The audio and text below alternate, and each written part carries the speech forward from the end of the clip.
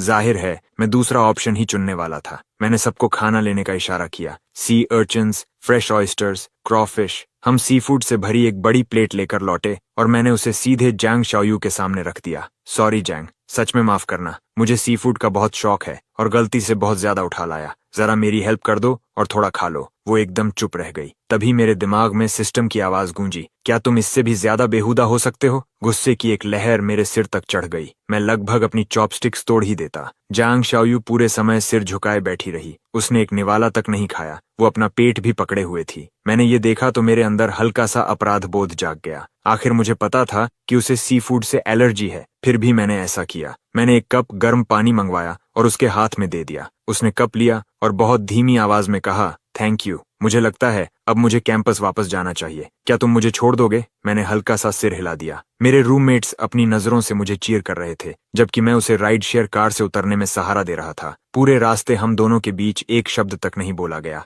School पहुंचने के बाद जैसे ही हम कार से उतरे, जांग शाओयू अचानक लड़खड़ाई और एक तरफ गिरने लगी। हे, तुम ठीक हो? मैंने तुरंत उसे संभाल लिया। उसका चेहरा बिल्कुल सफेद पड़ चुका था। उसने बस हल्के से सिर हिलाया और गर्ल्स डॉर्म की तरफ चलने लगी। जब हम पेड़ों से घिरे छोटे रास्ते से गुजर रहे थे, तभी अचानक कोई हमारे सामने आकर खड़ा हो गया। वो स्टूडेंट काउंसिल का वाइस प्रेसिडेंट जंग हाओ था। उसने एक साफ सुथरा व्हाइट सूट पहन रखा था और हाथ में पीले रोजेस का बुके था। जांग शाओयू, मुझे तुमसे कुछ कहना है। जांग शाओयू ने उसकी तरफ देखा और उसके चेहरे पर एक कड़वी मुस्कान उभर आई। इस वक्त उसके पेट में इतना तेज दर्द हो रहा था कि जिंग हाओ से निपटने की उसमें बिल्कुल भी ताकत नहीं बची थी। क्या हम इस बारे में कल बात कर सकते हैं? बिल्कुल नहीं। जांग हाओ बिना पीछे हटे एक कदम आगे बढ़ा। आज रात की मूनलाइट कितनी खूबसूरत है। अपने दिल की बात तुम्हें बताने के लिए इससे बेहतर समय नहीं हो सकता। जांग शाओयू का शरीर फिर से लड़खड़ाया और वह सीधा मेरी बाहों में आ गिरा। ये देखकर जांग हाओ की आंखें पूरी तरह फैल गईं। तुम वही अल्टीमेट एस वंग फूगी नहीं हो?